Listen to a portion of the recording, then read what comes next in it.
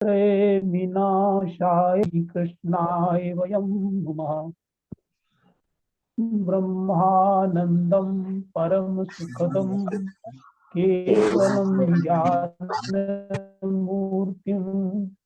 द्वन्द्वातीतं गगनसदृशं तत्त्वमस्यादिलक्ष्यम् एकं नित्यं विमलमचलं सर्वधि साक्षिभूतं भावातीतं त्रिगुणरहितं सद्गुरुं तं नमामि, सद्गुरुं तं नमामि। नित्य सतत स्मरणीय पूजनीय वंदनीय श्री सद्गुरुदेव भगवान के श्री चरणों में दंडवत प्रणाम। और मंच पर उपस्थित आज इस सत्संग में भाग लेने वाले हमारे वरिष्ठ गुरु भाइयों एवं बहनों का हार्दिक नमन एवं वंदन। आज के इस कार्यक्रम के प्रारंभ में मैं भजन के लिए अपनी वरिष्ठ विदुषी गुरु बहन उषा वसीम को आमंत्रित कर रहा हूँ कि बहन उषा वसीम अपने भजन से हम लोगों को आनंदित करें।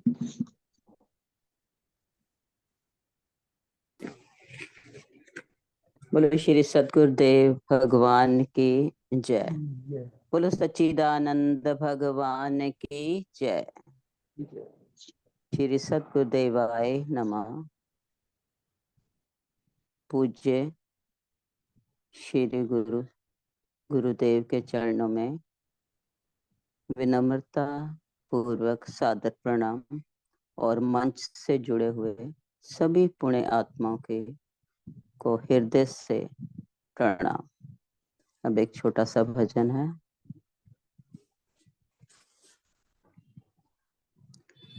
चाहे दुख हो चाहे सुख हो, मुझे सब कुछ तेरा मंजूर है। चाहे दुख हो चाहे सुख हो, मुझे सब कुछ तेरा मंजूर है। ओ मीत मेरे गाऊं मैं गीत तेरे, मुझे सब कुछ तेरा मंजूर है। राजी रहूं मैं तेरी रजा में, लगा के अपनी जान की बाजी। राजी रहूं मैं तेरी रजा में, लगा के अपनी जान की बाजी। चलती रहूं प्रभु तेरे इशारे, हमेशा करूं मैं तुझको राजी। चलती रहूं प्रभु तेरे इशारे, हमेशा करूं मैं तुझको राजी। ओ मीत मेरे गाऊं मैं गीत तेरे, मुझे सब कुछ तेरा मंजूर है। चाहे दुख हो चाहे सुख हो, मुझे सब कुछ तेरा मंजूर है। सच कर मानो तेरा भाना, तेरे हुक्म में रहूं मैं निमाना। सच कर मानो तेरा भाना, तेरे हुक्म में रहूं मैं निमाना। भलाई समझो हर हालत में, कभी ना करूं मैं तुझसे बहाना। भलाई समझो हर हालत में, कभी ना करूं मैं तुझसे बहाना। ओ मीत मेरे गाऊं मैं गीत तेरे, मुझे सब कुछ तेरा मंजूर है। चाहे दुख हो चाहे सुख हो, मुझे सब कुछ तेरा मंजूर है। राज कराए तो भी तेरी भलाई, भीख मंगाए तो भी चिंता न काई। राज कराए तो भी तेरी भलाई, भीख मंगाए तो भी चिंता न काई। मान कराए मान कराए, फिर भी मैं समझूं कृपा है तुम्हारी। मान कराए मान कराए, फिर भी मैं समझूं कृपा है तुम्हारी। ओ मीत मेरे गाऊं मैं गीत तेरे, मुझे सब कुछ तेरा मंजूर है। चाहे दुख हो चाहे सुख हो, मुझे सब कुछ तेरा मंजूर है। मन मंदिर में तुझको बिठा के, जीवन अपना भेंट चढ़ाऊं। मन मंदिर में तुझको बिठा के, जीवन अपना भेंट चढ़ाऊं। तुझको पाके आप गवाऊं, आप गवा के प्रभु तुझको मैं पाऊं। तुझको पाके आप गवाऊं, आप गवा के प्रभु तुझको मैं पाऊं। ओ मीत मेरे गाऊं मैं गीत तेरे, मुझे सब कुछ तेरा मंजूर है। चाहे दुख हो चाहे सुख हो, मुझे सब कुछ तेरा मंजूर है। तेरी हूँ प्रभु तेरी रहूंगी, हरगिज तुझसे जुदा ना रहूंगी। तेरी हूँ प्रभु तेरी रहूंगी, हरगिज तुझसे जुदा न रहूंगी। प्यार करो चाहे ठोकर मारो, फिर भी हमेशा मजे में रहूंगी।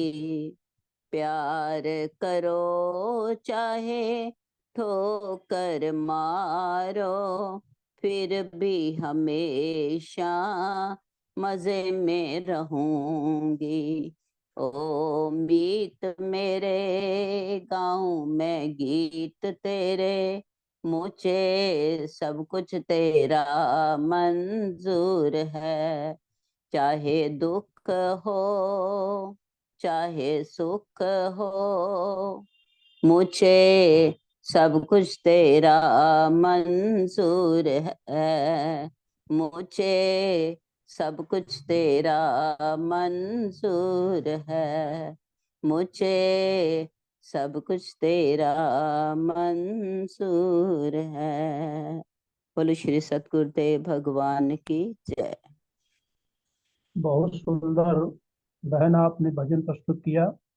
और उसमें जो गुरुदेव कहा करते हैं कि मैं भी उसे में रजामंद हूँ जो तेरी रजा है, यही सबसे बड़ी जो समर्पण भाव है, ये सबसे बड़ा समर्पण भाव व्यक्ति का होता है, या भक्त का होता है, या ज्ञानी का होता है, या कर्मयोगी का होता है। कि पूर्ण समर्पण, यानी मुझे वही चीज पसंद है जो आप मेरे लिए करते हैं। यही अगर ज्ञान हो जाए तो फिर हम उस उच्च कोटि की अवस्था में पहुंच जाएंगे जहां संसार हमारे लिए नश्वर लगेगा। और आपने भजन की पंक्तियां कि ओ मीत मेरे गाँव में भी तेरे, मुझे सब कुछ तेरा मंजूर है, चाहे दुख हो चाहे सुख हो, मुझे सब कुछ तेरा मंजूर है। राजी रहूं मैं तेरी रजा में, लगा के अपनी जान की बाजी, चलती रहूं प्रभु तेरे इशारे, हमेशा करूं मैं तू इनको राजी। सच कर मानो तेरा माना, तेरे हुक्म में रहूं मैं दीवाना, भलाई समझो हर हालत में, कभी न करूं तुझसे बहाना। राज कराए तुम राज कराए तो तेरी भलाई, भीख मंगाए तो भी चिंता न कोई।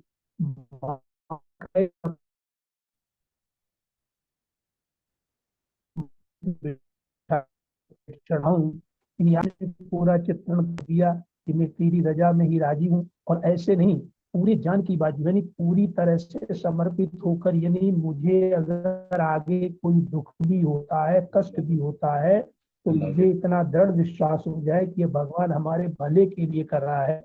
चलती रहूं प्रभु तेरे इशारे पर, यही तो हमें तो समझना है कि गुरुदेव इशारा, प्रभु जी या गुरुदेव इशारा करें और हम उनके इशारे पर चलो। और ये नहीं कि थोड़ा सा अफसोस करके करे मुझे ये करना पड़ा, नहीं, पूरी तरह से राजी हो करके। बहुत बड़े भाव आपने बताए।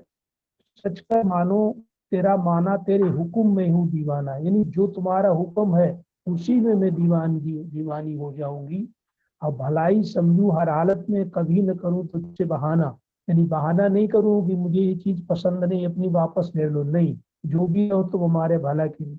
और राज कराए तो भलाई, और भीख मंगाए तो भी चिंता न कोई। बहुत बड़ा समर्पण है। तो मान कराए चाहे अपमान कराए, फिर भी समझू कृपा तुम्हारी, और अंत में मन मंदिर में तुझको बिठा के जीवन अपना भेंट चढ़ाऊं। बहुत बहुत सुंदर रोहन, बहुत बहुत साधुवाद आपको बहन।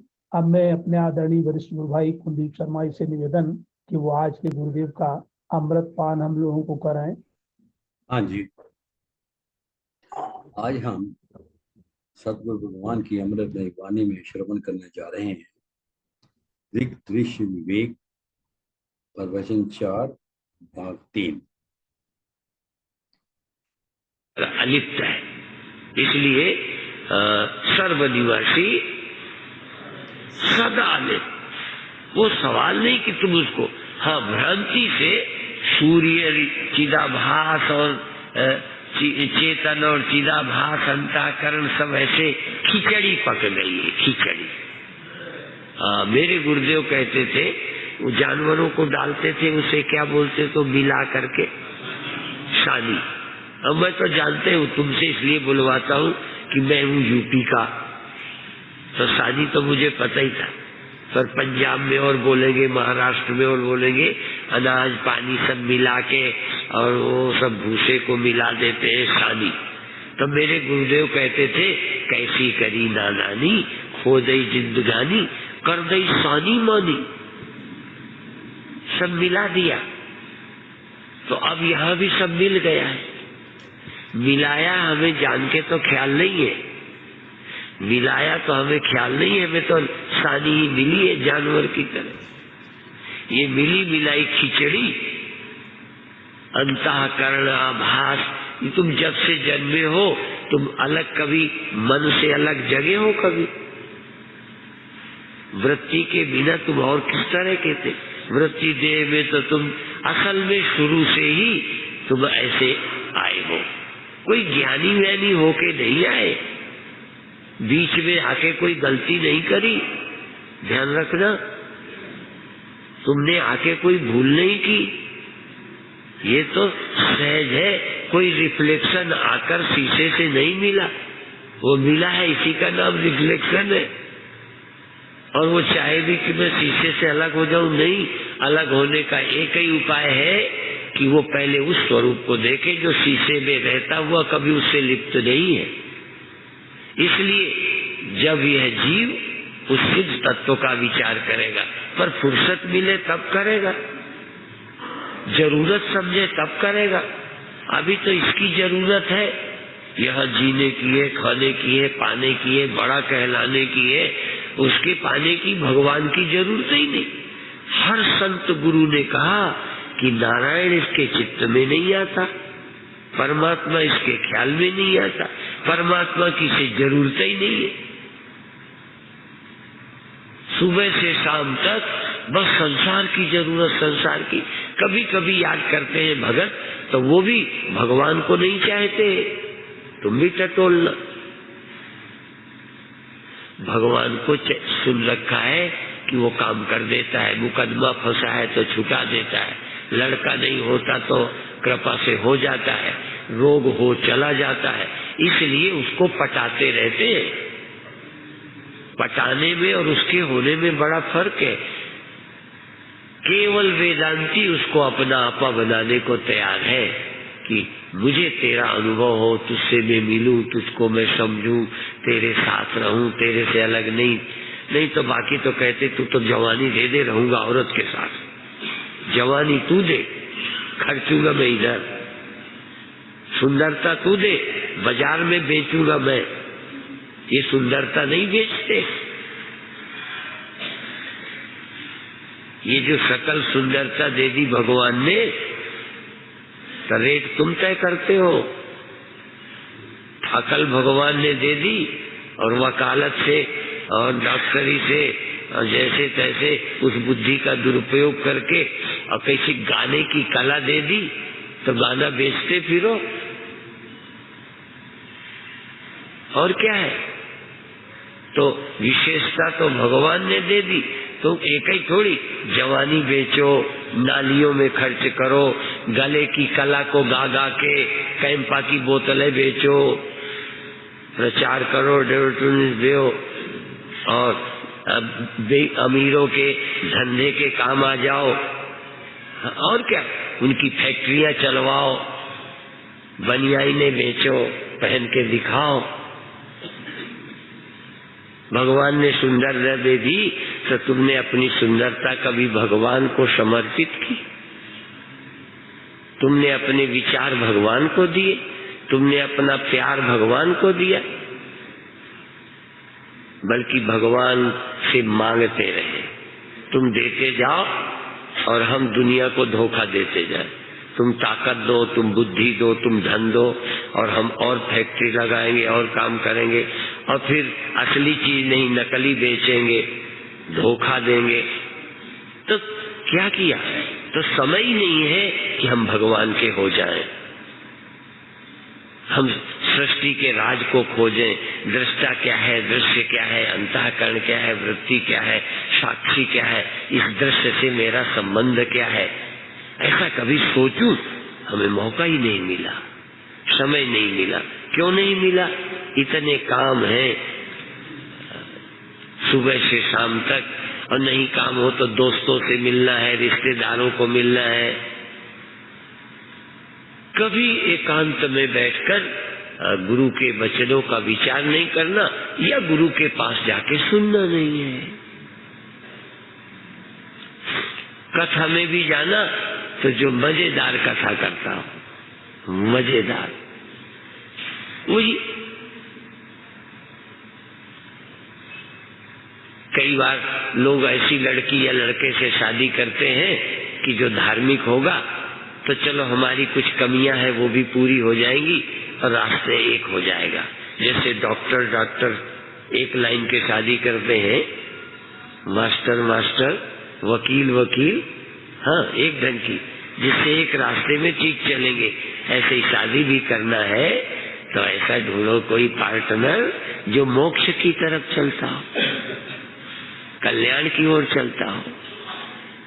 अब पैदा तो हो गए हो, बाप का चुनाव नहीं कर सकते, नहीं ऐसे बाप के घर पैदा होते जो सत्संगी होता। अब पीछड़ के यहाँ पैदा हो गए, हाँ, शैतानों के घर पैदा हो गए।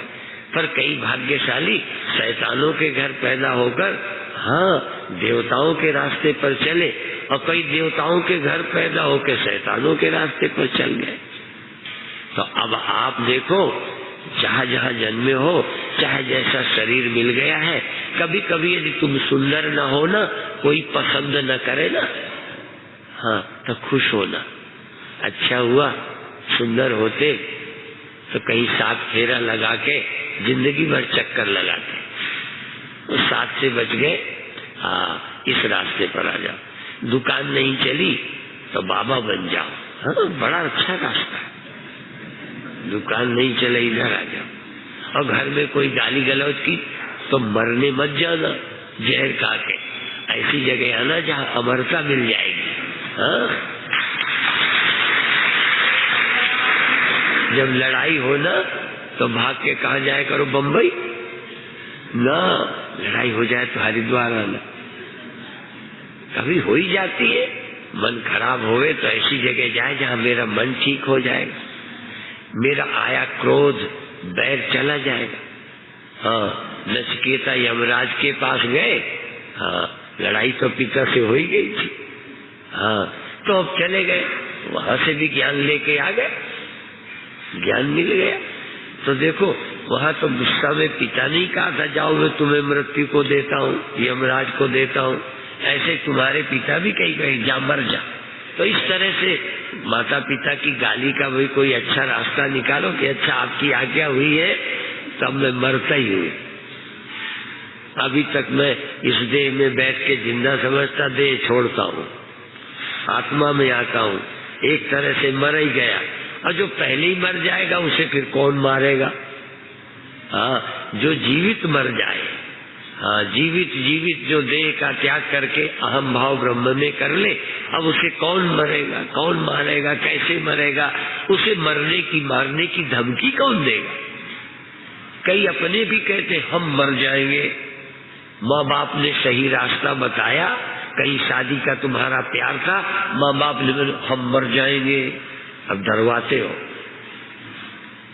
तो कई अपने मरने की, कई कहते हैं कि हमारे मन की नहीं मानी तो हम बाप को गोली, बाप को कहते हम मार देंगे। तो कोई मारने की धमकी देता है, कोई मरने की, और तुम कहो अब न हम मरेंगे न किसी को मारेंगे। हम ऐसे सत्य को जानेंगे कि मरने मारने से पार चले जाएंगे। ये मेरे जीवन का रास्ता हो तो चित्त और चित्त छाया के आवेश से बुद्धि में ज्ञान प्रकट होता है, भान होने लगता है। ये भान क्षमता बुद्धि में कहाँ से आई? जैसे लोहे में को आग में डाल दो तो आग लोहा इकट्ठे हो जाए तो वो जलाते हैं, उजेला आ जाता है। ऐसे इस बुद्धि में चेतन के पास रहने से आभास रूपी, आभास का, छाया का, बुद्धि का एकत्व हुआ और ये प्रकाश आ गया। और ये क्या करती है? 2 तरह की है। एक तो इस बुद्धि में एक मैं हूँ ये ख्याल पैदा होता है, और एक मैं हूँ के साथ और मैं ऐसा हूँ, ये अंतःकरण की अन्य वृत्तियां, 2 वृत्तियां हैं सारी मिला के। एक मैं हूँ, मैं दुखी हूँ, मैं हूँ, मैं सुखी हूँ, मैं हूँ, मैं क्रोधी हूँ, मैं हूँ, मैं आदमी हूँ। मैं अहम वृत्ति और अहम वृत्ति के साथ अंतःकरण की और तरह की वृत्तियां, मैं ऐसा नहीं, तुम सोया थे, मैं जागा था, मैं लड़ा था, मैं अच्छा हूँ, मैं बुरा हूँ, और ये है, इस तरह की बहुत वृत्तियां भी इसी से पैदा होती है। एक वृत्ति का नाम अहंकार है, अहम वृत्ति है, और बाकी इदम वृत्तियां, ऐसा वैसा ये वो, ऐसे करके ये वृत्तियां भान होती है। और एक अहंकृति अन्य स्यात् अंतःकरण रूपिणी। अंतःकरण रूप अर्थात जो हमारे अंदर बुद्धि है, अंतःकरण है, इसके 2 हिस्से हो गए। एक मालिक, जैसे क्या बताए, कोई भी कार्यक्रम होता है उसमें ये फैक्ट्री चल रही है, एक उसका मालिक है, एक वर्कर है, अकेले फैक्ट्री नहीं चलती। तो इसी तरह लाभ हानि किसे होता है? मालिक को, हाँ, ठेकेदार को, मालिक को। बाकी दुकान उनकी भी चलती है, जो वर्कर है उनको भी कुछ तो मिलता ही है, पर लाभ हानि जो है वो मुख्य मालिक को होता है। तो मन में क्रोध आया मन कहता है मैं दुखी हूं, अहंकार कहता है मैं दुखी हूं, मैं खुश हूं। सब और अंतःकरण की वृत्तियों का मालिक मैं है, ये ठेकेदार है। अहंकार ये मुख्य वृत्ति है, इसलिए मरा देह, अंतःकरण की वृत्तियां देहाकार हो गई।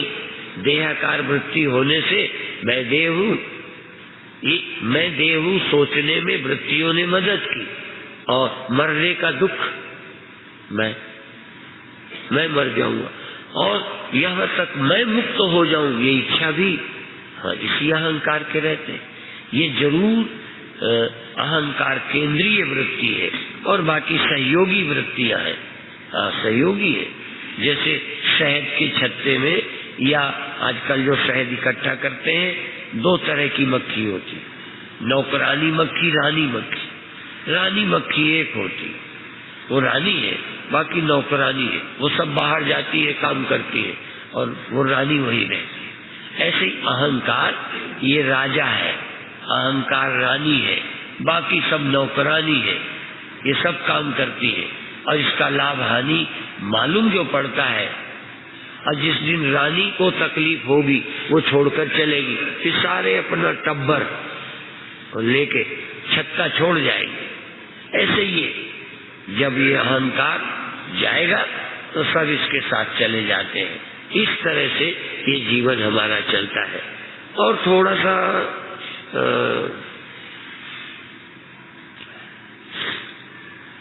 अहंकार का तादात्म्य,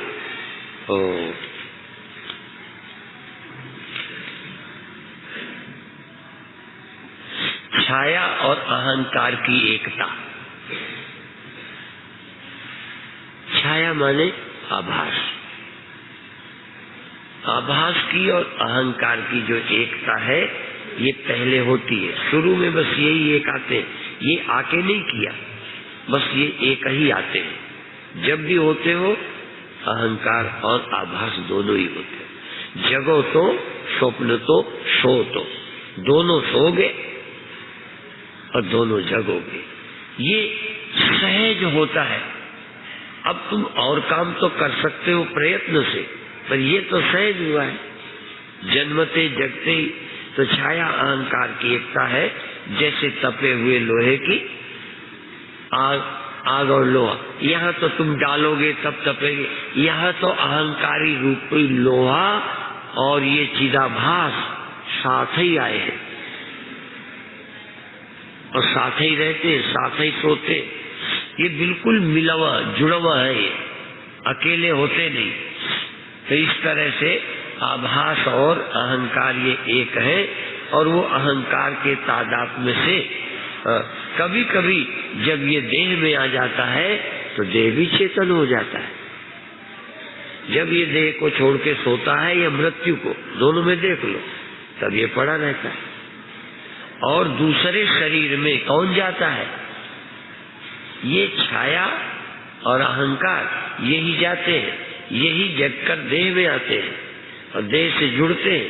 देह जीवित लगता है। जब सो जाते हैं ये सोया देह पड़ा रहता है, और देह छोड़ते हैं तो मरा पड़ा रहता है। तो ये जो चिदाभास और अहंकार अंतःकरण है यही जाते हैं, ये दूसरे शरीरों में। वो जो और अभी बताना है सूर्य की तरह, जिसके सारे ये आभास है, वो कहीं नहीं जाता। ब्रह्म या आत्मा कहीं नहीं जाती। ये बहुत लोग पूछा करते हैं कौन जाता है। कभी कह देंगे कि हम व्यापक हैं, जाते आते नहीं। कभी कह देते हैं कर्म होता है, जन्म होता है। तो जन्म भी होता है और जन्म नहीं होता। ये जन्म होता है चिदाभास अंतःकरण को मिल करके। देह में कौन आता है? तुम कहते हो मरने पर देह छोड़कर कौन जाता है? हम कहते हैं जीते जी नींद में देह को कौन छोड़ता है? देह को कौन भूलता है? देह की याद कौन करता है? देह करता है। तो जो जग के देह की याद करता है, जो जग कर देह से कर्म करता है, जो जग कर देह के द्वारा पाए हुए कर्म और विषयों को सुख दुख भोगता है, नहीं भोगता।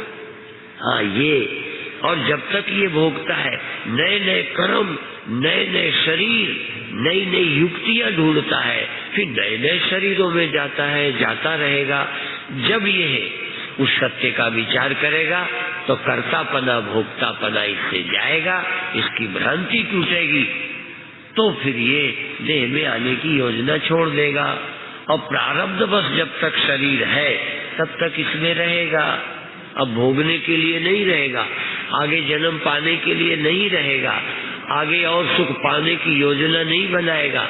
इसको तो सुख दुख से रहित जो निज चैतन्य आत्मा है, जो जन्म रहित मृत्यु रहित, तो जब जन्मता मरता नहीं ऐसा समझेगा तो जन्म की से जरूरत क्या। जब आनंद स्वरूप जानेगा तो उसके लिए इंद्रियां और शरीर की जरूरत क्या। कल अभी कहा था राम योगी जी ने कि निच्छन कस्य कामाय शरीरम अनुसंज्वरेत। और ये बात देखो, जितनी देर का प्रारब्ध होवे उतनी देर तुमको दुख भोगने को मिले, सुख भोगने को मिले, धन मिले, तब भी तुम्हारी उसमें रुचि ना हो। क्यों? भोग की रुचि ही तुम्हें देह और इंद्रियों में लाती है। अभी तो तुम्हारी रुचि ना हो तो भी जब तक प्रारब्ध है देह रहेगा, नींद आएगी नींद खुलेगी, नींद खुलेगी तो स्वस्थ देह होगा तो इसमें रहोगे, और बीमार देह होगा तो बदल दोगे। नींद खुलेगी, यदि बीमार शरीर में नींद आई समझो उतनी देर को प्रारब्ध नहीं है, प्रारब्ध के पार चले गए। उतनी देर बीमारी का दुख भी नहीं और स्वस्थ शरीर का सुख भी नहीं, धनी होने का सुख भी नहीं, निर्धन होने का दुख भी नहीं। कितनी देर? जितनी देर नींद। जब जागे तो कहाँ जाओगे? निर्धन धनी हो जाएगा जग के, है? बीमार स्वस्थ हो जाएगा, स्वस्थ बीमार हो जाएगा? नहीं, जैसे प्रारब्ध का शरीर तुमने पाया है आके फिर उसी में आ जाओ, थोड़ी देर फिर जागृत में भोगो, फिर सो जाओ,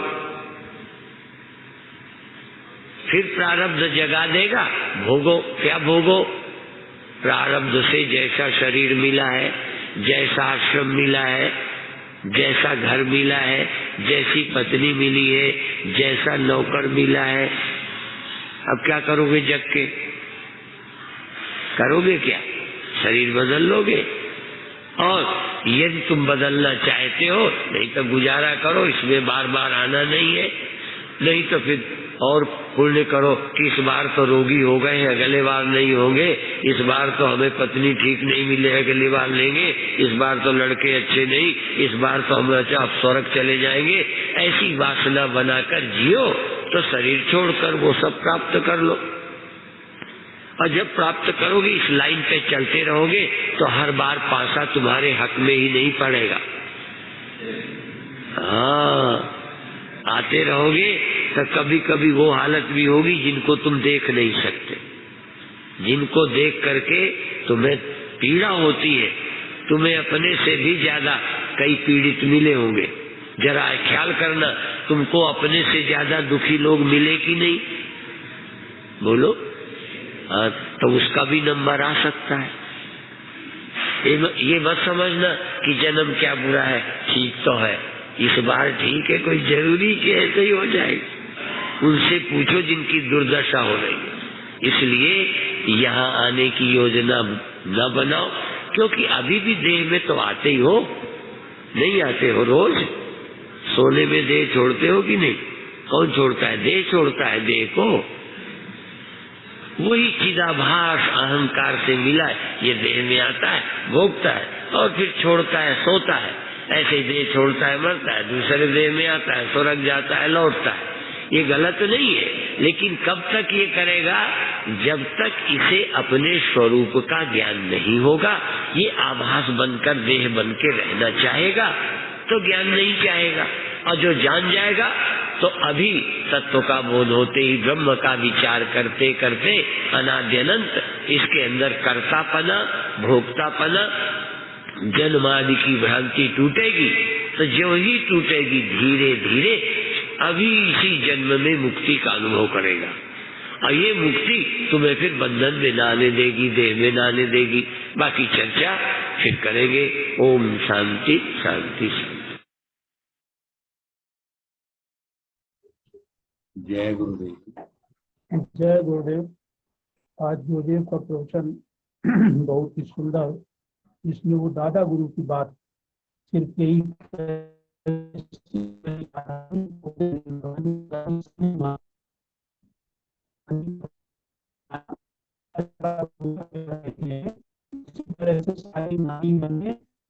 कारण आभास और अहंकार, ये तीनों मिलकर के खिचड़ी कर दी है। इन्हीं शब्दों के साथ जी को आमंत्रित कर रहा हूँ कि वो आज अपने इसमें अपना प्रकाश डाल, आज के प्रवचन प्रकाश डालने की कृपा करें। आदरणीय श्री रामतार गुप्ता जी। जय गुरुदेव भाई साहब। जय गुरुदेव भाई साहब। बहुत बहुत धन्यवाद आमंत्रित करने के लिए। और सर्वप्रथम सदगुरुदेव भगवान के चरणों में कोटि कोटि वंदन और सत्संग से जुड़े हुए परम आदरणीय गुरु भाइयों एवं गुरु बहनों को हृदय से नमन। अब आज के प्रवचन पर आते हैं। आज का गुरुदेव का पहले लगभग 10-12 मिनट का प्रवचन तो जागरण का प्रवचन है, झंझोड़ने वाला प्रवचन है कि जागो, कहाँ फंसे हो, कहाँ खोए हुए हो। गुरुदेव कहते हैं कि अपने आप को दोषी मत समझो कि हम क्यों इस झंझट में कैसे फंस गए हैं, तुम्हारी कोई गलती नहीं है। ये जड़ चेतन पंच तत्व जगत मन बुद्धि सब मिले मिलाए एक सानी के रूप में तुम्हें मिले हैं, तुम्हारी कोई गलती इसमें नहीं है। हमने कभी अपने को अभी तक चेतन तत्व साक्षी नहीं जाना है। ऐसा नहीं है कि हम पहले जानते थे और अब हमारे से कोई गलती हो गई है और हम इस जंजाल में फंस गए हैं, ऐसा कुछ नहीं है। ये जंजाल बना बनाया हमको मिला है। हाँ, सौभाग्य की बात यह है कि मनुष्य जन्म भी मिला है और मनुष्य जन्म मिला होने के कारण, ये मनुष्य का शरीर मिला होने के कारण हमारे पास एक ऐसी विंडो है, ये जितनी भी है 60-70 साल की टोटल, और उसमें से जितनी भी अब बची है वो गुरुदेव की कृपा से उनके ज्ञान पर यदि हम ध्यान देंगे और उसको समझ लेंगे तो ये एक बहुत बड़ा सुअवसर हमारे हाथ में है कि हम इस खिचड़ी में से अपने आप को अलग निकाल सकते हैं। गुरुदेव कहते हैं कि उपाय एक ही है इससे छूटने का, और वो है कि स्वयं को इससे अलिप्त जान लें आप। जैसे शीशे में प्रतिबिंब पड़ा है, हम जान लें कि हम प्रतिबिंब नहीं हैं, हम सूर्य हैं। बस ये जानना ही एक उपाय है। गुरुदेव कहते हैं कि अपने चित्त तत्व को जानने की जरूरत समझें तब तो उपाय करेंगे। अभी तो हम किन किन उलझनों में खोए हैं, 24 घंटे 24/7। हमें संसार से फुर्सत ही नहीं है। हम तो बड़ा बनने में लगे हुए हैं, धनी बनने में लगे हुए हैं। स्वस्थ रहने की कवायद मरते दम तक जारी है कि स्वस्थ कैसे रहें, जबकि पता है कि स्वस्थ रहना संभव ही नहीं है सदैव।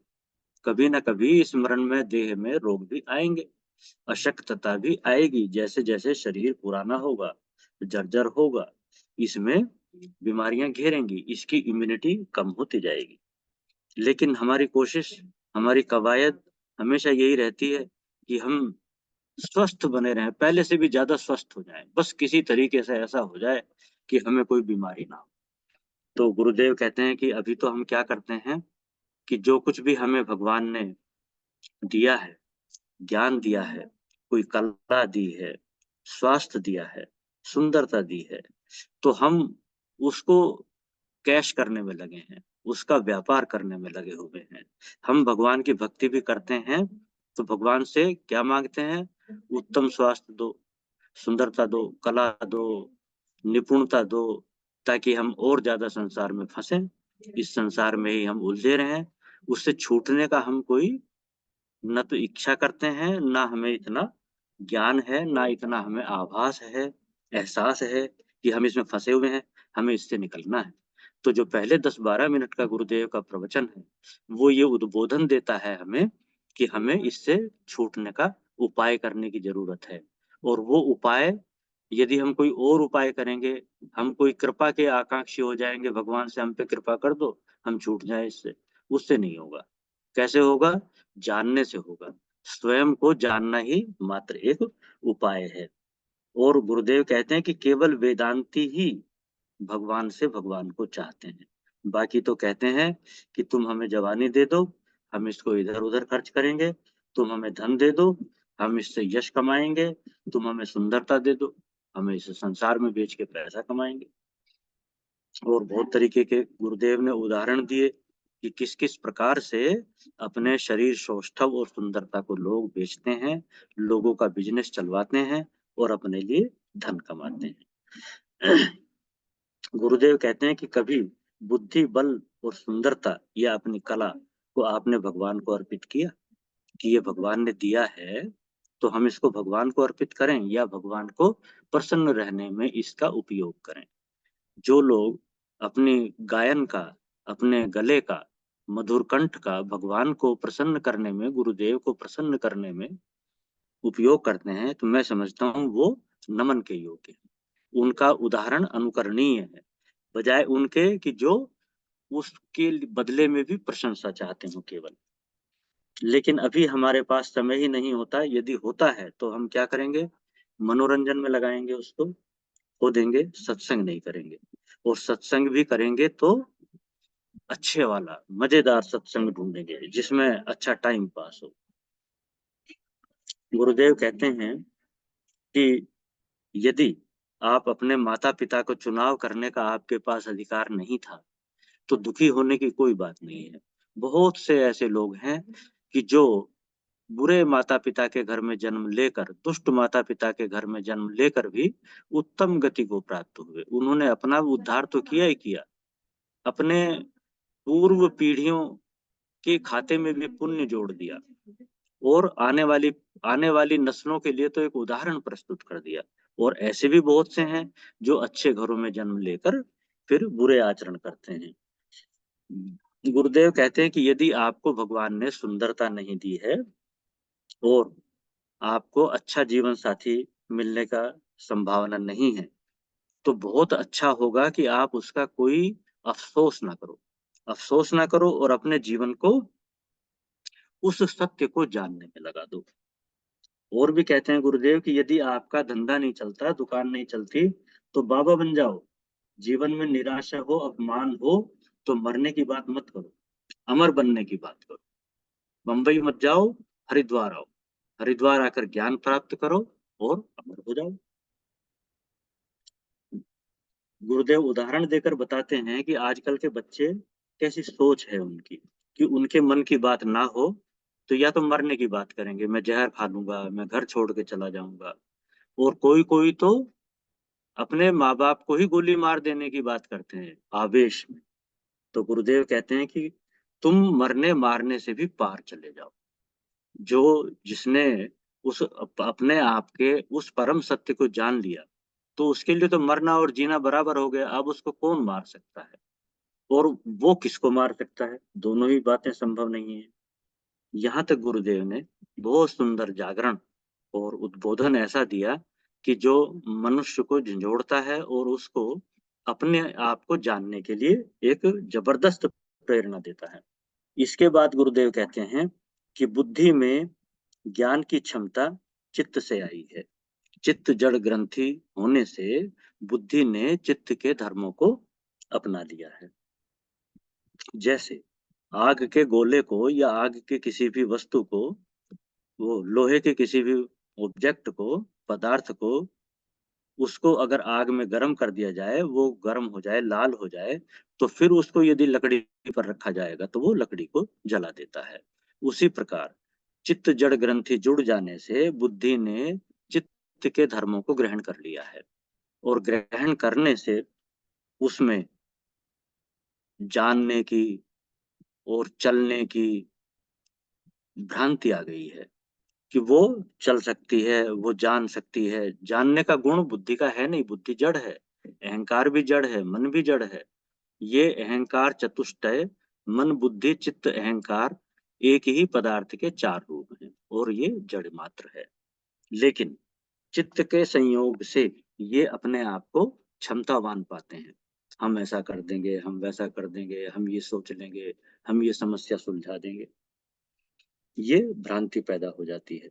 गुरुदेव कहते हैं कि जो वृत्तियां हैं उनमें से मुख्य है अहंकार वृत्ति की मैं हूँ, और जो उसके साथ अन्य वृत्तियां हैं वो इदम वृत्तियां हैं।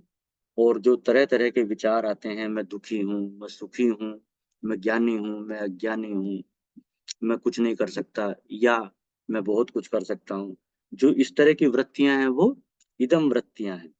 तो गुरुदेव कहते हैं कि इदम वृत्तियों से मुख्य फायदा नुकसान मालिक का होता है, यानी कि अहम का होता है। जैसे कोई व्यापार है, या कोई अध्यापक है, या कोई डॉक्टर है, तो वो अकेले तो कुछ नहीं करता, उसके साथ बहुत सारे सहयोगी होते हैं। उन सहयोगियों के कर्म का फल, उसके करने से फायदा नुकसान मालिक का होता है। और ऐसा नहीं है कि उनका अपना फायदा नुकसान नहीं होता, वो भी होता है। नौकर भी यदि कहीं काम करता है, उसको भी पगार मिलती है, उसका भी घर चलता है, लेकिन मुख्य फायदा नुकसान मालिक का है। उसी प्रकार इन इदम वृत्तियों से मुख्य फायदा नुकसान अहंकार का है। इसके बाद गुरुदेव ने एक बड़ा सुंदर उद्बोधन दिया कि जो आभास है और अहंकार है, जो चिदाभास है और जो मैं वृत्ति है, ये दोनों एक साथ ही आते हैं, एक साथ ही रहते हैं, जुड़वा की तरह एक साथ ही जाते हैं। जाते कब हैं? जागने से सोने में, और उसी प्रकार मृत्यु के समय भी। गुरुदेव कहते हैं कि हमसे कई बार लोग पूछते हैं कि मरने के समय कौन शरीर को छोड़कर जाता है। तो गुरुदेव कहते हैं कि हम उल्टा उनसे पूछते हैं कि जब आप सोते हो तो जागृत में से कौन छोड़कर सो जाता है? जो शरीर को छोड़कर सो जाता है, यानी कि आभास और अहंकार दोनों की एक जुड़वा जोड़ी, वो एक साथ छोड़ती है। वही जोड़ी मृत्यु के समय भी छोड़ती है। जैसे निद्रा में शरीर अनाथ की तरह पड़ा रहता है, उसी तरह से मृत्यु में भी पड़ा रहता है। जाता कौन है इसमें से? वही आभास और अहंकार। और जब दोबारा से जागने पर शरीर में आता है तो वही आभास और अहंकार आता है। और जब मृत्यु के बाद दूसरा जन्म होता है तो तब भी आभास और अहंकार ही वापस आते हैं अपने संस्कारों के साथ। आगे गुरुदेव बताते हैं कि जो बताना है इनको बताकर, वो मुख्य बात यह है कि जिसका ये आभास है वो सूर्य की भांति कहीं आता जाता नहीं है। जैसे सूर्य के आभास होते हैं, अनेक होते हैं, अनेक दर्पण या जल के कुंड या तालाब, उनमें अनेक आभास दिखाई देंगे। उसी प्रकार उस एक चेतन तत्व के बहुत सारे चित्तों में चिदाभास है, वो आते जाते चलते दिखाई देते हैं। लेकिन जिसके वो आभास है, वो जो मुख्य चित्त तत्व है, वो कहीं नहीं आता जाता, उसमें आना जाना संभव नहीं है। क्यों? क्योंकि वो सर्वत्र है, वो दूरी के बंधन से मुक्त है, वो समय के बंधन से भी मुक्त है। मरकर देह को वही छोड़ता है जो निद्रा में छोड़ता है। और जब यह अपने सत्य स्वरूप का विचार करता है, तब उसकी ये आने जाने की कवायद नहीं छूटती, आने जाने की भ्रांति छूटती है। इस बात पर ध्यान देने की आवश्यकता है। गुरुदेव कहते हैं कि सत्य स्वरूप को जान लेने के बाद भी नींद भी आएगी, और नींद में ये चिदाभास और मैं वृत्ति दोनों गायब होंगे, और जागने पर फिर आएंगे शरीर में। तो ये आना जाना चलता रहेगा। उसी प्रकार मृत्यु के समय भी चिदाभास और मैं वृत्ति जाएगी, दूसरे जन्म में भी आएगी, लेकिन सत्य स्वरूप का विचार करने से ये आने जाने की भ्रांति समाप्त हो जाती है कि मैं कहीं आता जाता हूँ। जब हमने ये जान लिया कि मैं वो हूँ जिसके ये आभास हैं, मैं वो हूँ जिससे ये सारे चलते हैं, ऊर्जा पाते हैं, इनमें अपनी कोई शक्ति नहीं है। शक्ति किसकी है? मेरी है, जो मैं कहीं आता जाता नहीं। तो फिर वो भ्रांति समाप्त हो जाने के कारण वो आने जाने का बंधन उस ज्ञान युक्त आत्मा के लिए समाप्त हो जाता है। लेकिन प्रारब्धवश जब तक शरीर रहेगा तब तक वो सुख दुख भी भोगेगा। मरकर दूसरा देह पाने के लिए इसमें नहीं रहेगा, दूसरे देह में चला जाएगा। गुरुदेव कहते हैं कि जब स्वयं को आनंद स्वरूप जानेगा तो सुख के लिए उसे मन और इंद्रियों की आवश्यकता नहीं रहेगी। भोगों की रुचि ही शरीर में लाती है, निद्रा के बाद भी और मरने के बाद दूसरे जन्म में भी। भोगों में जब रुचि नहीं रह जाती है, ये ज्ञान हो जाता है, ये जान जाता है प्राणी कि मैं वो अपने मेरा वो सत्य स्वरूप ही है, ये केवल आभास मात्र है, तो फिर उसकी वासना समाप्त हो जाती है, उसकी रुचियां समाप्त हो जाती हैं भोगों की। तो फिर उसके लिए ये जीवन सहज हो जाता है, सहज। वो सहज भाव से इस जीवन को प्रारब्धवश जब तक है तब तक जिएगा, और वासना लेकर जियोगे मरोगे तो उसी के अनुसार नया जन्म मिलेगा। गुरुदेव कहते हैं कि अभी हम क्या सोचते हैं कि हम अच्छे कर्म करें, हम पुण्य अर्जित करें, हमको अभी तो खराब शरीर मिला, अभी तो खराब माँ बाप मिले, अच्छा नहीं मिला, अगला जन्म अच्छा मिलेगा, उसके लिए प्रयास करें।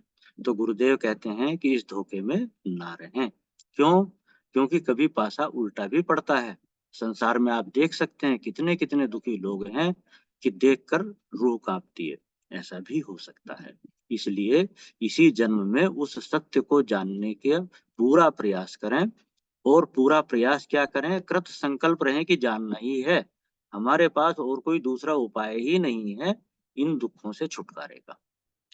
इसलिए उसको जानना ही मात्र एक उपाय है, और वो हमारे लिए अवश्यंभावी है। यही हमारे पास फर्स्ट एंड लास्ट चांस है, ऐसा मानते हुए उसी के लिए पूरा प्रयास करना चाहिए। यहाँ से दोबारा आने की योजना ना बनाओ, फिर ना आने की बनाओ। अभी उस ज्ञान को प्राप्त करके यहाँ से मुक्त होने की योजना बनाओ। गुरुदेव कहते हैं कि ऐसा होने से वो भ्रांति टूटेगी, आप अपने सत्य स्वरूप को जानोगे, तो इस शरीर में रहते हुए ही कर्ता भोक्तापन समाप्त हो जाएगा, आप मुक्त हो जाएंगे, जीवन मुक्ति का अनुभव करेंगे। इतना ही कहकर मैं अब अपनी वाणी को विराम देना चाहता हूँ। बहुत बहुत धन्यवाद। जय गुरुदेव। जय गुरुदेव, जय गुरुदेव। आपने बहुत अच्छे ढंग से इस पूरे प्रवचन पर बहुत अच्छा प्रकाश डाला, और सभी जो गुरुदेव के जो कहने का आशय था वो आपने बहुत अच्छे ढंग से समझाया। अब समय थोड़ा शेष है, इसलिए मैं आदरणीय नागपाल जी चाहता हूं कि वो हम लोगों को सूत्र रूप में कुछ 2-4 मिनट अपनी बात कह करके समापन भी करें। आदरणीय नागपाल जी।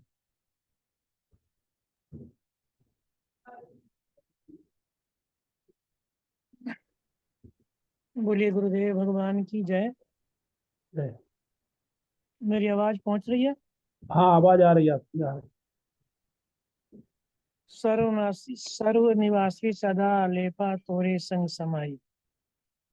गुरुदेव ने यहाँ से अपनी वाणी प्रारंभ की थी, और उसी सर्व निवासी सदा लेपा को सिद्ध किया है कि उसकी खोज करनी है। जो उसको खोज लेते हैं वो निश्चित रूप से, ये मनुष्य शरीर जो मिला है हमें, इसकी इसकी उपयोगिता तभी सिद्ध होगी जब वो सर्वनिवासी सदा लेपा का जो मेरे तोरे संग समाई ये ये खोज कर लेता है, तो निश्चित रूप से जो चित्त में उठने वाली वृत्तियां हैं, इंद्रियों में उठने वाला जो आकर्षण है, वो अपने आप शमित होने लगता है। और जब लगातार गुरुवाणी सुनते रहते हैं, लगातार जो है इस बात की खोज में जुट जाते हैं, तो निश्चित रूप से उस सत्य को हम अनुभव कर सकते हैं, जिस सत्य के अनुभव करने के बाद फिर जन्म मरण का, यही गीता में भी भगवान ने कहा है कि बहुना बहुधा नाम जन्मा नाम अंते ज्ञानवान माम प्रपद्यते। ये बहुत जन्मों के अंतिम जन्म में जो है कोई ज्ञानी जो है मुझे प्राप्त होता है, अर्थात ये मनुष्य शरीर बहुत जन्मों का अंतिम जन्म कहा जाता है कि अगर ये इस जन्म में अगर नहीं हमने अपने अपने वृत्तियों को और अपने अंतःकरण को और अपने कारण शरीर को नहीं जाना, और उसमें कारण शरीर को जो है कोई कारण शेष नहीं बचा, तो निश्चित रूप से फिर वो जन्म मरण से मुक्त हो जाता है। नहीं तो एक जन्मने मरने का सिलसिला भी यहीं से शुरू होता है। बहुत जन्मों का शुरुआत भी इसी जन्म से है और ये अंतिम जन्म है। अगर हम इस बात को ये बात हमारी समझ में आ जाए तो फिर निश्चित रूप से हमारा सारा कोशिश, हमारी सारी प्रयास, जितना जीवन शेष बचा है वो बहुत विशेष है। जो बीत गया उसके विषय में कुछ नहीं। गुरुदेव भगवान तो कहते हैं कि जिस समय भी ज्ञान होता है तो पुण्य पाप सारे जो है वो जल जाते हैं। वो पुण्य और पाप जितने होते हैं जल जाते हैं, क्योंकि पुण्य अगर जागृत रहेंगे तो भी फिर हमें जन्म मिलेगा और पाप जागृत रहेंगे तो भी हमें जन्म मिलेगा। लेकिन ज्ञानी महापुरुष तो जो ज्ञानी होता है, तत्ववेता होता है, उसके पुण्य पाप दोनों ही क्षय हो जाते हैं। फिर वो पुण्य पाप से ऊपर उठकर वो अपने उस परम धाम को प्राप्त करता है, जिसकी प्राप्ति के लिए गुरुदेव हमें रोज जो अंगित करते हैं, रोज प्रेरित करते हैं, रोज बताते हैं कि बहुत कुछ कर लिया और करके देख लिया, बहुत कुछ जो है पा लिया होगा और ये निश्चय भी हो गया होगा कि सब मिला हुआ नष्ट होने वाला है। कुछ ऐसा है जो नष्ट कभी नहीं होता, जो अ, जिसके नष्ट होने की कोई संभावना ही नहीं है। आया है सो जाएगा। तो आया है इसका मतलब पहले है, आया है, वो जाएगा।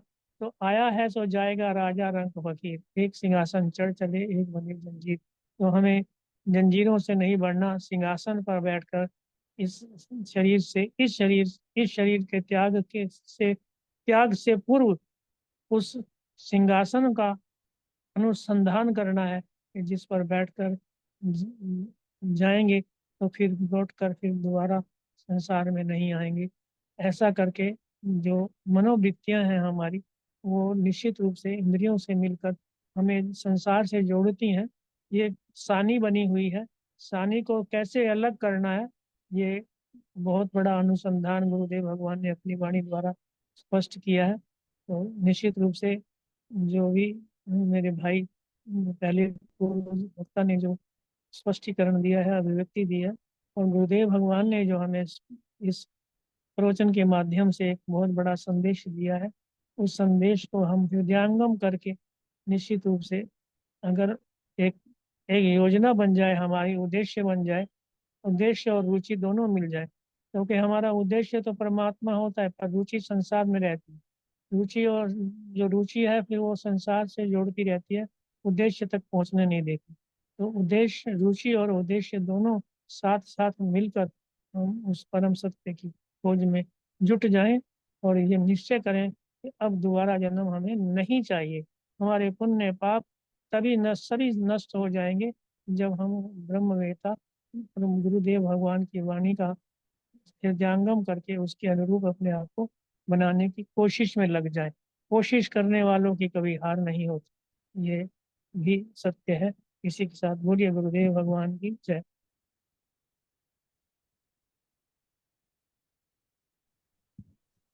समापन।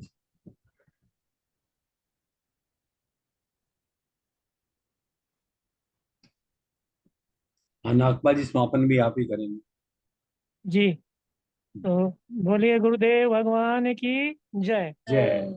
ओ गुरुर्ब्रह्मा गुरुर्विष्णु गुरुर्देवो महेश्वरा, गुरु साक्षात् परब्रह्म तस्मै श्री गुरुवे नमः।